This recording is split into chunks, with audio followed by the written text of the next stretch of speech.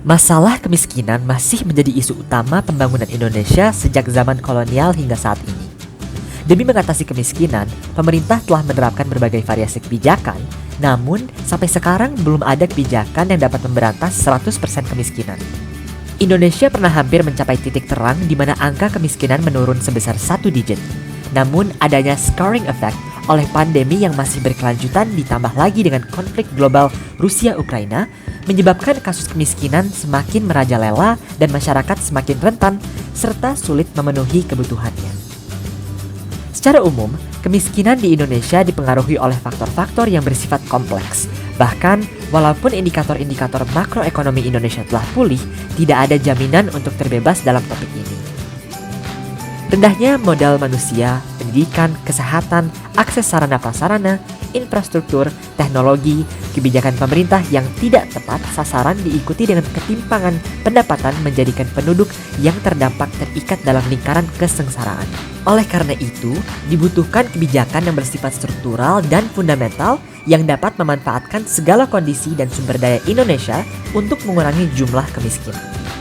Contohnya adalah Bapak Budi yang tinggal di desa Sambilegi. Sejatinya, desa ini memiliki lahan yang relatif luas, tetapi sumber daya tersebut belum bisa sepenuhnya dimanfaatkan oleh masyarakat setempat karena keterbatasan akses teknologi, kehidupan yang terisolasi, serta minimnya sarana, prasarana, dan bantuan sosial. Mayoritas penduduk desa Sambilegi bekerja sebagai buruh harian lepas yang hanya menghasilkan Rp30.000 setiap harinya.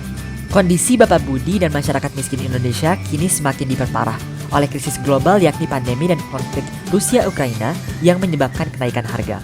Sebab itu, tentunya diperlukan kebijakan yang dapat menyediakan jaring pengaman sosial serta dapat memberantas kemiskinan secara menyeluruh. Presenting Nusantara, Nurturing Unified System and Technology of Agriculture and Rural Areas. Nusantara merupakan sebuah kebijakan inovatif dan terintegrasi yang mampu mengatasi kemiskinan, pengangguran, keterbatasan akses teknologi, serta sarana dan prasarana di desa miskin yang berbasis komunitas dan lingkungan. Program ini mengusung konsep Green Agriculture sebagai katalisator utama pembangunan desa miskin. Berdasarkan data Badan Pusat Statistik, sektor pertanian berkontribusi sebesar 13,28% atau 2.250 triliun terhadap PDB nasional tahun 2021.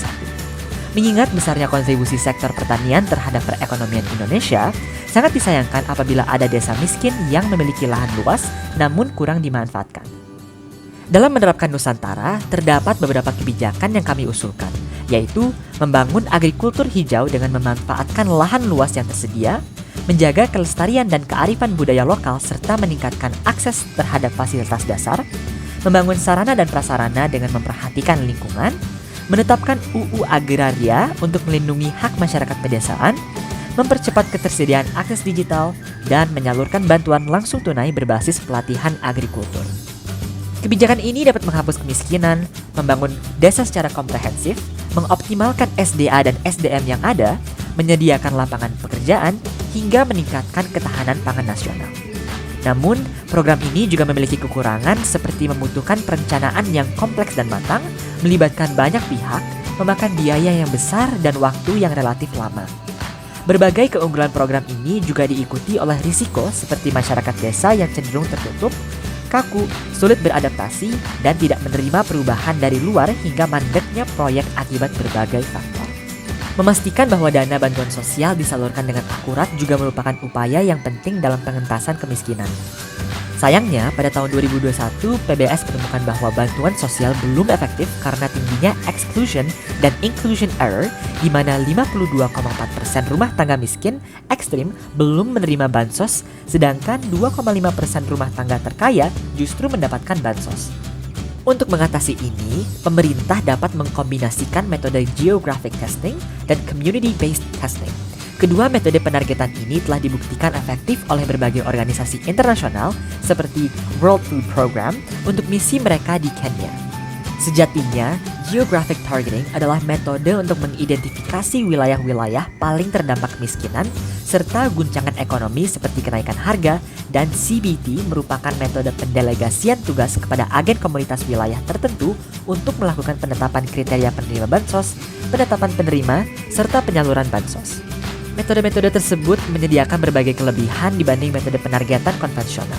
Di antaranya relatif mudah diimplementasikan dan sedikit biaya, efektif dalam menghindari inclusion dan exclusion error, dapat dilakukan relatif sering, bersifat transparan kepada komunitas, dan meningkatkan rasa community ownership.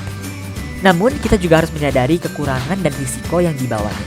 Pertama, kebijakan ini merupakan kebijakan jangka pendek dan tidak mengentaskan kemiskinan secara menyeluruh. Kedua, geographic testing dan CBT tidak dapat diimplementasikan di semua daerah. Contohnya pada daerah yang rentan konflik antar suku, ras, agama, dan antar golongan. Jika tidak diimplementasikan dengan baik, opini publik dapat membuat kelompok tertentu didiskriminasi dari penerimaan bansos. Dan fenomena favoritism dapat membuat agen komunitas cenderung menyalurkan bansos kepada orang-orang terdekat saja. Sejatinya, dua kebijakan tersebut diterapkan secara bersamaan, mengingat sifatnya yang komplementer dan memiliki target periode yang berbeda.